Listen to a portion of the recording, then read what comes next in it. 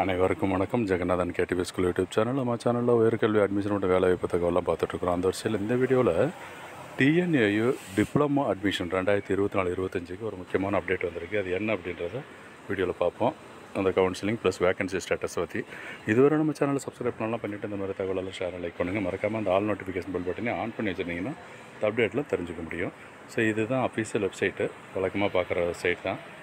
அதில் பார்த்தீங்கன்னா 2 நியூஸ், அதாவது புதுசுன்னு சொல்லியிருக்காங்க, நியூ நியூஸ் அப்படின்னு. ஒன்று வந்து டிஎன்ஜேபி வேக்கன்ட் சீட்ஸு, அது ஏற்கனவே ஒரு தடவை செக் பண்ணி பாருங்கள். அதுக்கு முன்னாடி அண்ணாமலை சொல்லியிருந்தேன், அந்த டிஎன்ஜேபின்னு செக் பண்ணி பார்த்துக்கலாம். Plus TNAU diploma bio group counselling vacancy position, அதை செக் பண்ணுங்களேன். ஏன்னா இப்போ வந்து இந்த வீடியோவில் நம்ம டிப்ளமோ பற்றி பார்க்க போகிறோம். டிப்ளமோ வேக்கன்சி என்ன, எவ்வளோ பேருக்கு இருக்குது, என்ன கவுன்சிலிங், இதுதாங்க சீட் ஓப்பன் ஆகிடுச்சு இல்லையா.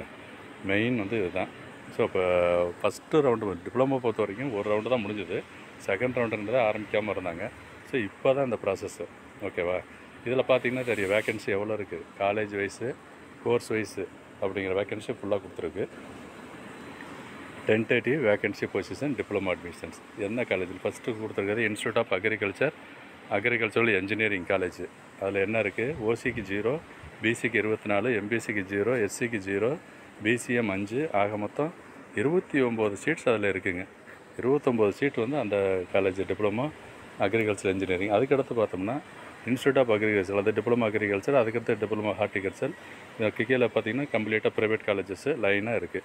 ஸோ எல்லா காலேஜும் சேர்த்து பார்க்குறப்ப ஓசின்னு பார்க்குறப்ப 37 சீட்டும், பிசிக்கு பார்த்தோம்னா 145 சீட்டு, அதுக்கடுத்து பிசிஎம்மில் 76 அது செக் பண்ணிக்கலாம், பிசிஎம் ஆர் எம்பிசி அது ஒன்று. ஸோ மொத்தமாக பார்க்குறப்ப 356 சீட் இருக்குதுங்க. எவ்வளவு டிப்ளமோவுக்கு இந்த 356 சீட்ஸ் இருக்குது. ஸோ இவங்களுக்கான கவுன்சிலிங் எப்போ நடக்கும் அப்படிங்கிற இன்ஃபர்மேஷன் இதில் கொடுக்கல.